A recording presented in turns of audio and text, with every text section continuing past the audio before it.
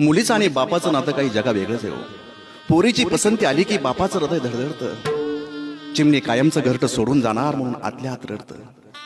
हसरे खेळकर बाबा एकदम धीर गंभीर दिसू लागतात.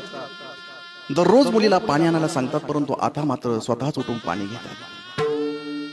या घरातील चिवचिवाट आता कायमसाठी थांबणार असतो, म्हणून बाप लेक झोपी गेल्यानंतर तिच्याकडे पाहून रडत असतो. बाप म्हणतो, आंबूच्या लिंबू करत कधी मोठी झाली कळालं नाही. बाप सांगतो, आंबूच्या लिंबू करत कधी मोठी झाली कळालं नाही, परंतु तिला सोडून मला पाणी कधी गिळालं नाही. पुन्हा पुन्हा मायेनं जवळ घेऊ वाटतं तिला. परक्याचं धन असलं तरी परक्याला देऊ वाटत नाही बापाला. सकाळी झोपेतून उठल्यापासून संध्याकाळी झोपेपर्यंत बापाची काळजी घेत असते. आज ना उद्या मुलगी जाणार असली तरी ती बापाची जरा जास्तच लाडकी असते. पोरगी जाणार म्हटलं की बाप आतून तुटतो. कळत नाही अचानक तो बैठकीतून का उठतो. बाहेर जाऊन इकडे तिकडे पाहून आपले डोळे तो पुसतो आणि लेकीचं माझं भलं झालं असं म्हणून पुन्हा बैठकीत येऊन हसतो.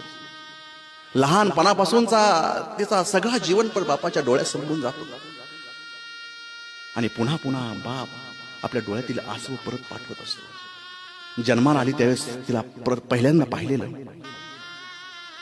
तिला हातामध्ये झुलवलेलं, अंगणामध्ये दुडदुड रांगत असताना ते क्षण, खिडकीच्या गजाला तिला धरून उभं केले ते क्षण,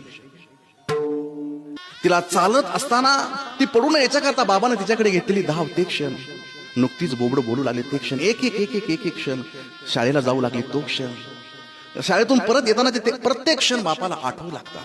खरं सांगू का, मुलगी अशी असते की ती आपली आईच असते. पोटचा गोळा जगाला देणाऱ्याची कहाणीच काही वेगळी असते.